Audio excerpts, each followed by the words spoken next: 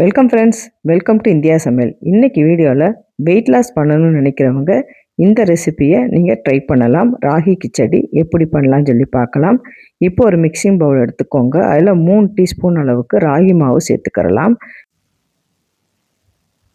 இப்போ கொஞ்சம் கொஞ்சமாக தண்ணி சேர்த்துட்டு நல்லா கட்டி இல்லாமல் கலந்து எடுத்துக்கோங்க. இப்போ இந்த அளவுக்கு நல்லா கலந்தாச்சு. ஒரு 15 நிமிஷம் அப்படியே இருக்கட்டும். இப்போ ஒரு கடாய் எடுத்துக்கிறலாம். அதில் 2 டீஸ்பூன் அளவுக்கு துவரம் பருப்பு சேர்த்துக்கோங்க. துவரம் பருப்பை ஒரு 2 நிமிஷம் வறுத்துக்கிட்டால் போதும். ஸ்டவ்வை லோ ஃப்ளேம்லேயே வச்சுக்கிறலாம்.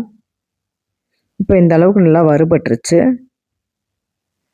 இதோட 3 டீஸ்பூன் அளவுக்கு வேர்க்கடலையும் சேர்த்துக்கோங்க. நான் வறுத்த வேர்க்கடலை சேர்த்துருக்கேன். அதனால் 2 நிமிஷம் வறுத்துக்கிட்டால் போதும். 1 டீஸ்பூன் அளவுக்கு மல்லி விதை ஆட் பண்ணிக்கோங்க. 1/4 டீஸ்பூன் அளவுக்கு சீரகம் இப்போ சேர்த்துட்டு நல்லா செவக்க வறுத்துக்கிறலாம். கருக விடாமல் வறுத்துக்கோங்க. இப்போ நல்லா வறுபட்டுருச்சு. எடுத்து ஆற வச்சிடலாம். இப்போ வேற ஒரு தட்டில் ஆற வச்சுருங்க. இப்போ அதே கடாயில் 3 கப் அளவுக்கு தண்ணி சேர்த்துக்கிறலாம். நான் 3 டீஸ்பூன் ராகி மாவு சேர்த்துருக்கேன். அது கிட்டத்தட்ட 1 கப் அளவுக்கு மாவு இருக்கும். அது 3 கப் அளவுக்கு தண்ணி சேர்த்துக்கிறலாம். ஒரு பச்சை மிளகா பொடியாக கட் பண்ணி சேர்த்துக்கோங்க.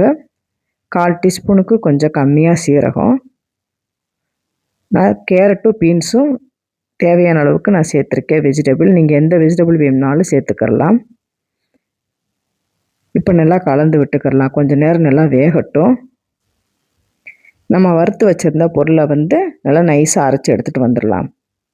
இப்போ இந்த அளவுக்கு நல்லா நைஸாக அரைச்சாச்சு. அப்படியே இருக்கட்டும். இப்போ காய் பார்த்திங்கன்னா நல்லா வெந்து வருது. இதோட தேவையான அளவுக்கு உப்பு சேர்த்துக்கிறலாம். காயும் நல்லா வெந்துருச்சு. இப்போ இந்த ஸ்டேஜில் நம்ம கரைச்சி வச்சுருந்த ராகி மாவை சேர்த்துக்கிறலாம். ஸ்டவ்வை லோ ஃப்ளேம்லேயே வச்சுக்கோங்க. இப்போ நல்லா கலந்து விட்டுக்கிறலாம். இப்போ நல்லா கலந்து விட்டாச்சு. கட்டி எதுவுமே இல்லை. இப்போ நம்ம அரைச்சி வச்சுருந்த மசாலா பவுடரை ஆட் பண்ணிக்கிறலாம். இப்போ சேர்த்துட்டு நல்லா கலந்து விட்டுக்கோங்க. இப்போ நல்லா கலந்து விட்டாச்சு. ஸ்டவ்வை லோ ஃப்ளேமில் வச்சுட்டு மூடி போட்டு ஒரு 2 நிமிஷம் நல்லா குக் ஆகட்டும். இப்போ ஓப்பன் பண்ணி பார்க்கலாம். இப்போ பார்த்தீங்கன்னா 80% நல்லா வெந்து வந்திருக்கு. இன்னும் கொஞ்சம் நேரம் நல்லா வேகட்டும். நம்ம மறுபடியும் மூடி போட்டு 2 நிமிஷம் நல்லா குக் பண்ண போகிறோம். இப்போ ஓப்பன் பண்ணி பார்க்கலாம். இப்போ ராகி கிச்சடி தயாராகிருச்சு. நல்லாவே வெந்து வந்துருச்சு. இப்போ நல்லா கலந்து விட்டுட்டு ஒரு பவுலில் நம்ம சர்வ் பண்ணிக்கிறலாம்.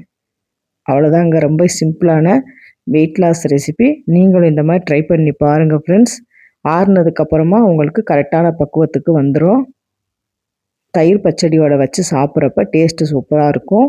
காரசாரமான ஏதாவது ஒரு குழம்போட வச்சு சாப்பிட்றப்பையும் டேஸ்ட் அட்டகாசமாக இருக்கும்.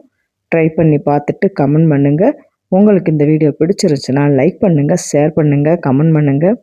உங்களை நான் வேறு சந்திக்கிறேன். பாய். தேங்க்ஸ் ஃபார் வாட்சிங்.